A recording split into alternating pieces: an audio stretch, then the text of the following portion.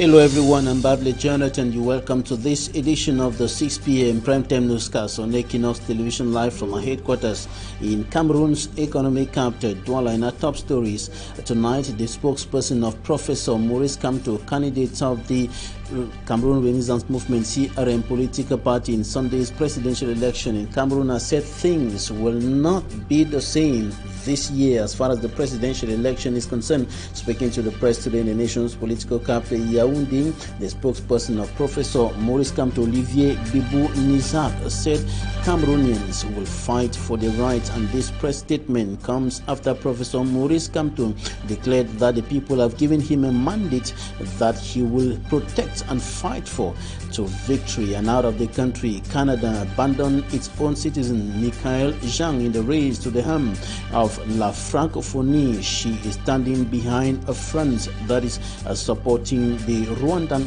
candidate. Those were top stories.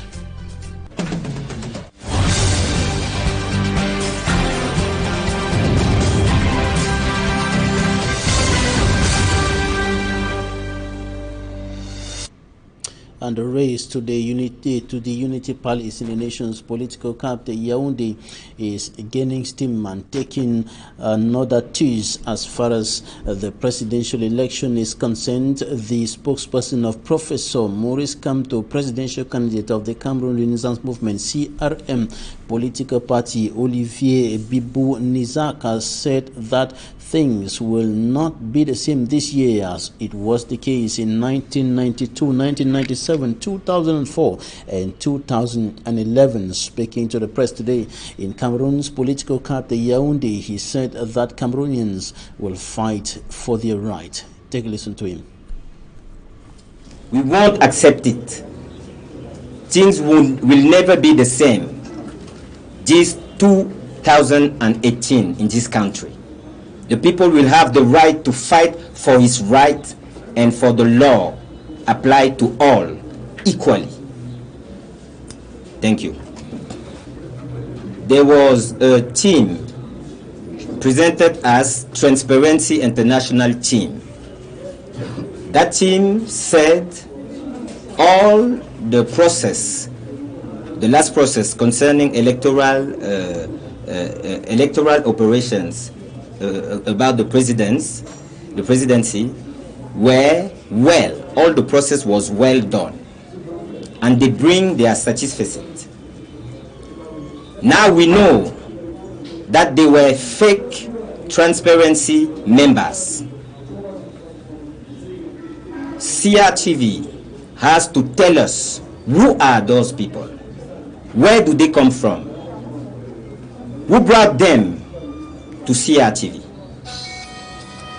We ask for an inquiry and a public inquiry which will establish all the responsibility in this case, and we will sue CRTV as we will sue the minister who said we had no representative in police station in the northwest and the southwest, because we know they are prepared. Those who are being referred to as fake election observers of Transparency International today, denounced by the international non-governmental organization, and of course CABRAL LIBII of the Universe political party. He is one of the candidates in the presidential election this year, has equally made a statement after the election, and in that statement he says that there is no way that he and his followers will accept that their victory should be stolen. The presidential candidate of Universe political party, CABRAL LIBII, paints a bleak picture of Sunday's election in Cameroon. The election was marked by serious irregularities, including threats to human life suffered by some of our representatives. He highlights several election malpractices recorded across the country.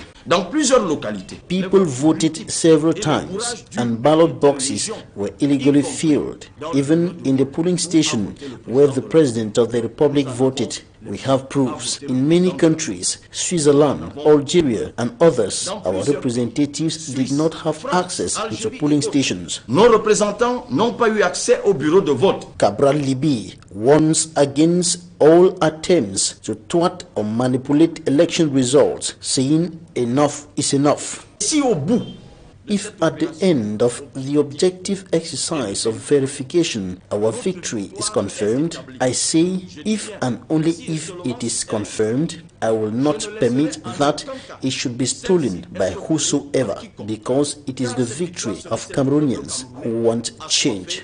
Le changement. A plan of action is being put in place to fight for legitimate victory. Je demande donc I urge Cameroonians to remain mobilized and wait for a plan of action which I will give them if there is an attempt to steal their victory. I call on government authorities to be conscious of the consequences of such an act. D'une quelconque forfaiture de trop. The official results will be published by the Constitutional Council within a deadline of 15 days from election day. And the presidential candidate of the Peuple Uni pour la Rénovation Sociale, PUS political party, AZEH Espoir Matomba, has equally made a statement. He was speaking to the press in the nation's political capital, Yaoundé, yesterday, and he called on Cameroonians to await the October 7 presidential election results with calm. He was speaking to the press yesterday in Yaoundé, and he also used the occasion to evaluate the conduct of the election. AZEH Espoir Matomba criticized a series of irregularities that prevailed in some polling stations. He mentioned of some persons who voted many times, and of course denial of access to their representatives or representatives of the PUS political party into some polling stations, not leaving out intimidation of some of their supporters. And the PUS political party presidential hopeful denounced what he termed manipulation as it was announced some 24 hours before polls opened that he decided to go into a coalition with another candidate.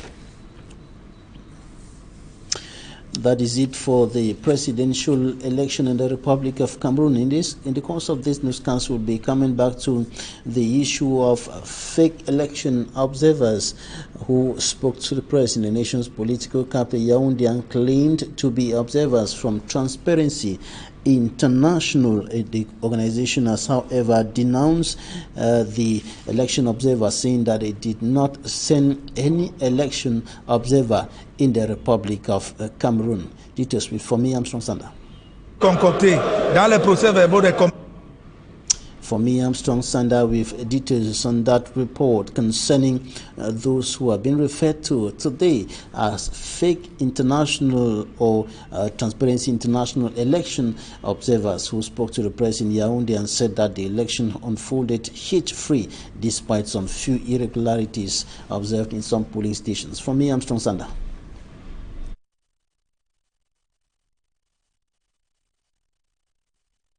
In this report, aired on the state broadcast media Monday, October 8, in the course of a special bilingual newscast, the reporter presented Norit Gringa and 5 others as a team of election observers from the renowned Transparency International. The team, led by Norit Gringa, Raphael Calfon, Salomon BENROS, Amanda Benzikri, and others, supposed election observers from Transparency International, had just presented a declaration following the October 7 presidential election in a press conference at the Yaoundé Hilton. Their report noted a hitch-free and well-organized presidential election. After their declaration at the press conference, Transparency International, in a release through the managing director Patricia Moreira, strongly disclaim any affiliation with the strange individuals who impose themselves as working for Transparency International. Transparency International further stated that the local branch of the institution in Cameroon did set up a mechanism within the reach of the public to report election irregularities and liaise with the network of citizens to report irregularities to local representatives of the organization unofficially. The local representative of the organization in Cameroon, Barrister Charles Guinea, said he did not know of the presence of supposed Transparency International election observers in Cameroon and only got alerted when he followed the report on the state media. This pushed Cameroonians to mount pressure on social and mainstream media in a bid to unmask the fake agents. Questions like who invited them and on what basis were they accredited as Transparency International observers flooded social and mainstream media across Cameroon. In a defensive move, the group, through a social media video, said they were invited and trained by Agence Cameroon Press, a little-known organization created less than a month to the presidential election. Members of Agence Cameroon Press, however, confirmed they invited them, but said their posture as observers from Transparency International was an unintended misrepresentation. Transparency International has in several reports in the past rebuked Cameroon for corruption and poor human rights records, but the government has often criticized such moves on claims that they do not reflect the situation on the ground. The 22 members of the final vote counting commission have been told to do their job diligently and objectively. The call came from the President of the Constitutional Council, Clement Atangana. President of the Constitutional Council made the call at the court hall of the Constitutional Council while officially installing the 22 final vote counters into their functions. The members of the National Vote Counting Commission are expected to compile the results within a deadline of 15 days.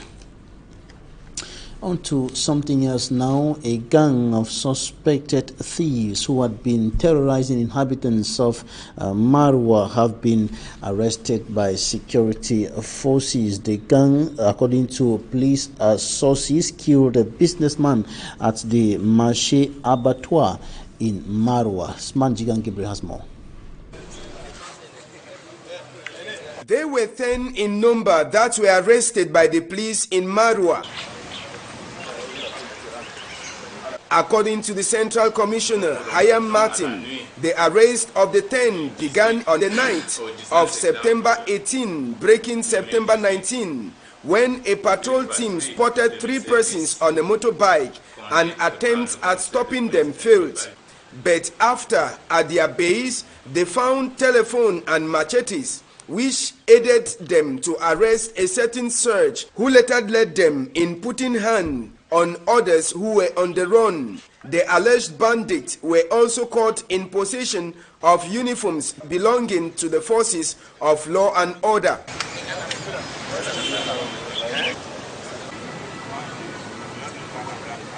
For the Central Commissioner, Hayim Martin, police is always ready to work. If there are cases of harassment and refusal to abide to the law, it is not because the police force is not working, but we need collaboration to put to an end such issues. The 10 alleged bandits, after interrogation, also accepted killing a certain Bonzini at the Marché Abattoir in Marwa and also involved in several other attacks in the town of Marwa. Insecurity has been on the rise and a major problem in Marwa, a regional capital of the Far North region of the Republic of Cameroon, as a result of activities of suspected bandits and militants of the Nigerian terrorist sect Boko Haram in that part of the country.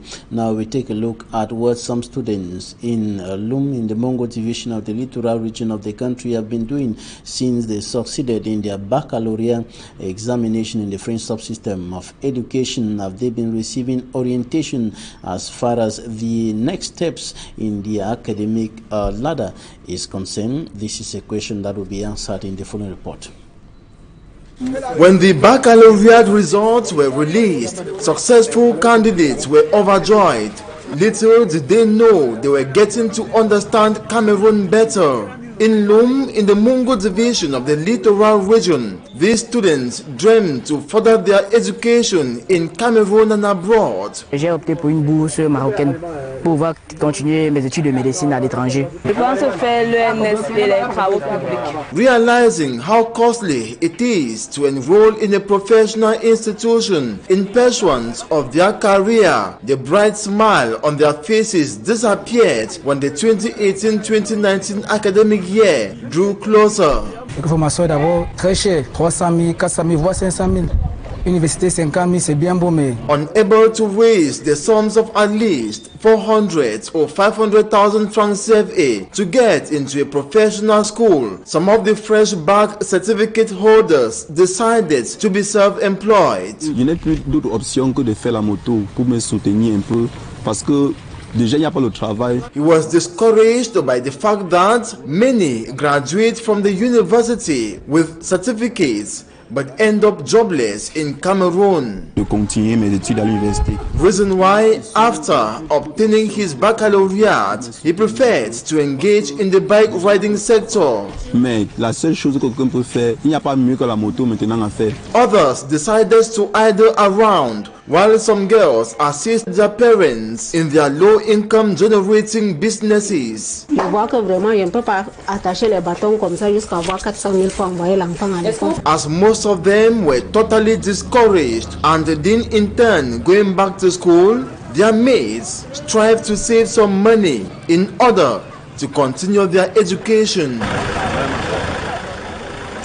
Poverty and unemployment, two major problems affecting the daily lives of young people, in particular in the Republic of Cameroon, now out of the country. Canada seems to have abandoned its own citizen, Michael Zhang, in the race to the post of Secretary General of La Francophonie. She has decided to stand behind France, which is supporting the candidacy of a Rwandan. Details in this report by Mimi Mefo.